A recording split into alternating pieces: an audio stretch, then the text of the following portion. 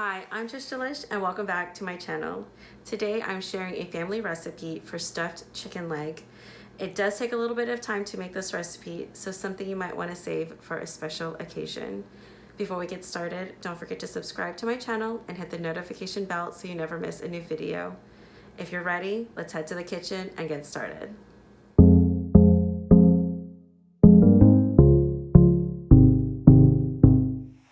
Alright, to get started, we do have our fresh chicken leg quarters here, and we're going to debone them. To make it a little easier, I'm going to go ahead and put on some gloves and take off my rings, of course, and then take out the bones. I find it easiest to take the bones out using some kitchen shearers rather than a knife. It's a little safer for me, but I know that when my grandmother made the stuffed chicken legs, she actually used to use a knife. So let's get started. For the chicken leg quarters, it usually comes with this little back piece. So we're going to separate the skin a little bit.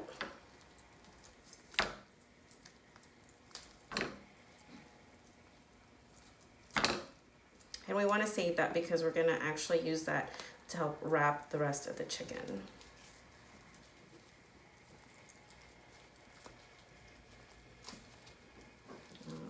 Then using your kitchen shears, cut out all the bones.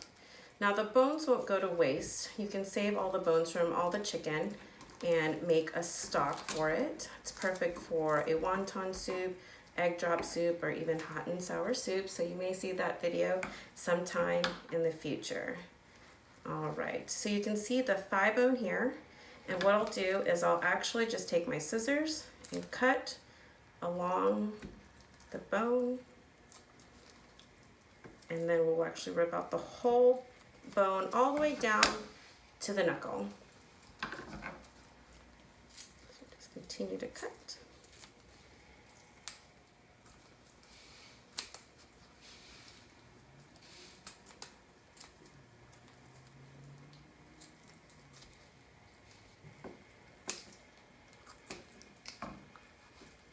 Left a little bit of the bone here, so we'll cut that out also.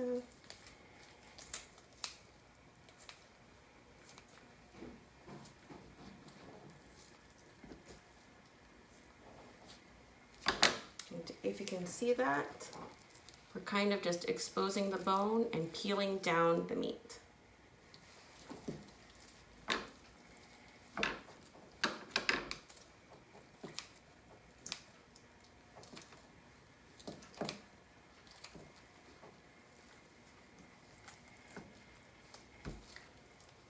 And as you go towards the leg, you want to stay on the back side so that the front side of the leg will be the pretty presentation side.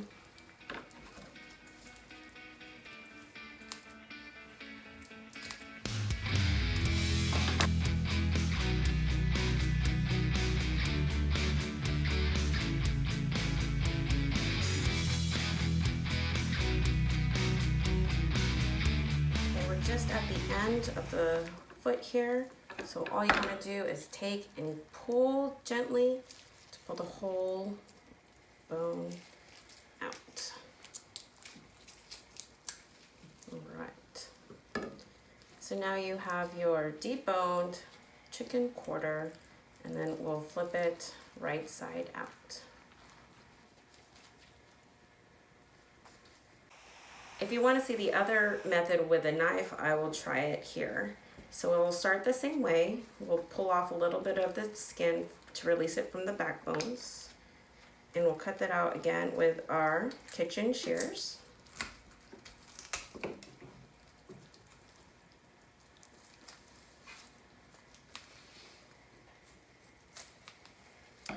My mom said you just push, push, push, push, push.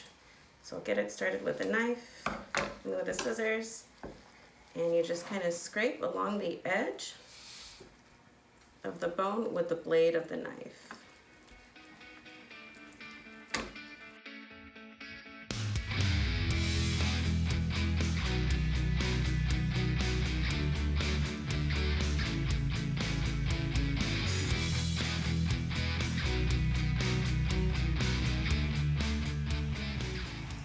now that we're at the end again, we're gonna do the same thing. Just pull the whole chicken flesh off of the bones. And if it's a little difficult, just snip it with your scissors. Again, you'll flip it right side out.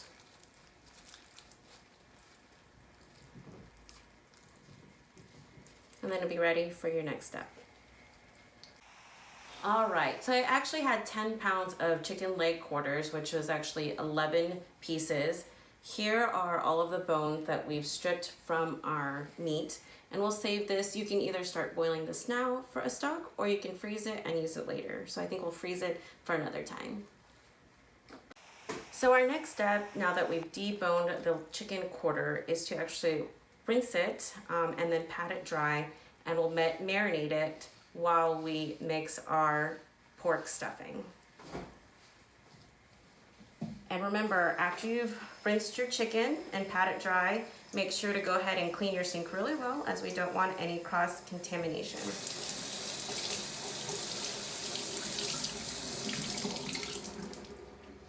This is also a good time to check for any hard cartilage pieces or bones that may have been left behind from the deboning process. And we want to make sure that we pat it dry so that the marinade has a chance to penetrate all of the chicken.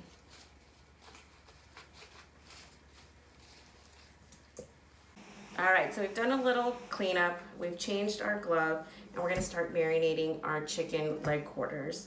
We'll start with a 1/4 cup of soy sauce, juice from half a lemon, and just a half tablespoon of ground black pepper.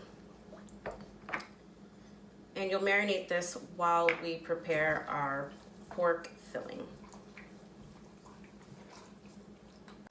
Before we prepare our pork filling, one of the ingredients for the pork filling are these Chinese style pork and chicken sausages. These happen to come from the freezer section in our Asian market. And if there is a skin on them, I like to remove that before dicing it. As you can see, it comes off pretty easily. As a reminder, the recipe and instructions are down below in the description box. All right, now we'll get this diced up. All right, so we do have a lot of ingredients. Again, washed and dried my hands and have a new glove to mix. We have some peas and carrots, some raisins, some sweet relish, and I'll start with that first. We'll get that mixed up together.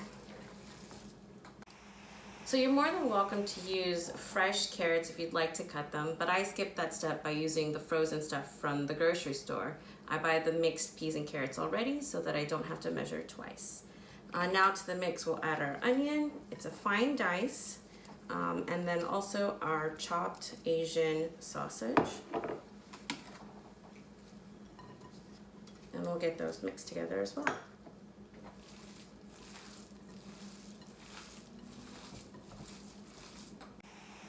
Now we'll season with salt and pepper and use egg and breadcrumbs as a binder for the meat stuffing. If you're enjoying this video so far, don't forget to hit that thumbs up like button and share this video with your family and friends. And now the eggs. You may be wondering, Trisha, why are you making so much? 10 pounds of chicken and 5 pounds of pork. Well, obviously it's because it takes a long time to make and a lot of ingredients, so you might as well make it in large batches. It freezes well, and you can just pull it out when you're ready to cook it. All right, so we have our mixed pork stuffing and our marinated chicken quarters. I pulled out my weighing scale, and we're actually going to weigh the pork filling about a ½ pound per leg, since we have about 5 pounds of pork and 11 thighs, but the mix-in, so it's about a ½ pound per thigh. I'm not gonna bother patting these dry. We'll just take the chicken quarter, and the first step is to make sure that it's flipped right side out, and you're gonna make a well in the leg portion by just running your finger through it, and then filling it with the stuffing first. Oh, almost got it. All right. So you want to make sure that you fill that nice and plump, because you want it to resemble a real chicken leg, as if the bone was still in there. All right, so now you see it's nice and plump. Make sure that it doesn't come out the far end of the leg, so you can put that for the main stuffing. All right, nice and plump. And then you're gonna lay out the rest of the chicken. Make sure that the skin is flat, because that's going to protect all of the meat filling on your plate. And then just go ahead and stuff it with the rest of your half-pound meat.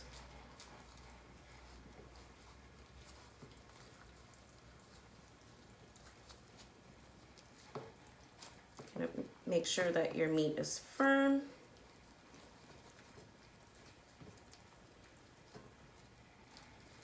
Just tuck it all in the skin. Mom likes this recipe because you don't have to stitch the skin back together. You just shape it around the meat and invert onto your tray. All right.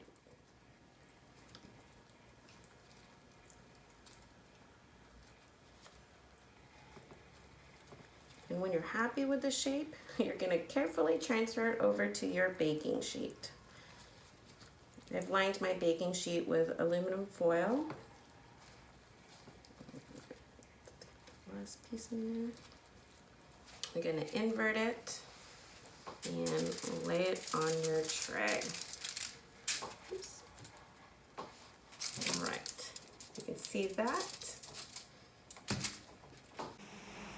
All right, we have all of our chicken legs stuffed. Half we've placed in the freezer for baking later, and we'll bake these off at 350 degrees.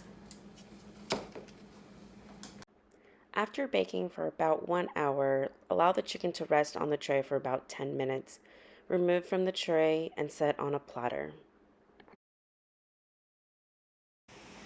All right, so the chicken has come out of the oven and it's been resting for about 10 to 15 minutes, and we're going to slice these up. Now, it's very important that you have a very, very sharp knife to cut through the skin to make a clean, presentable cut. Take the first one here. You want to make them about as thick as your finger. So if you kind of measure, you could probably get about 7 to 8 slices out of one chicken leg.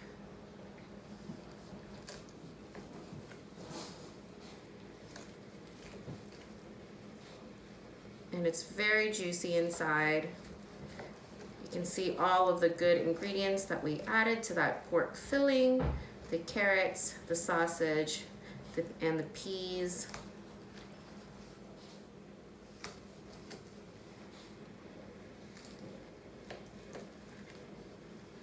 All right.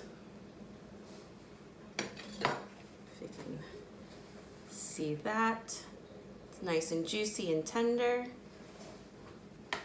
Just set it in our plates.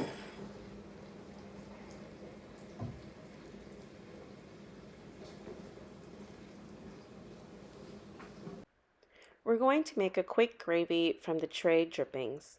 Separate the fat and solids from the juices and let the juice come to a boil. When it's come to a boil, add a cornstarch slurry to thicken the gravy. I made about a cup of gravy, so if you needed to boost it a little more, you could just add some instant gravy mix to a second pot of gravy. So I think I will start by taking the first 2 ends, and then I'll top it with a little bit of gravy.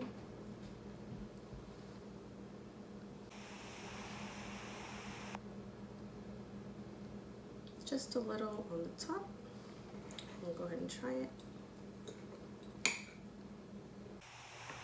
Bon appetit! You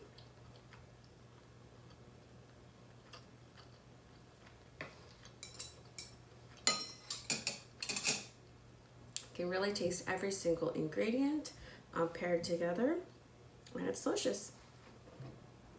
Thanks for watching, and I'll see you next time.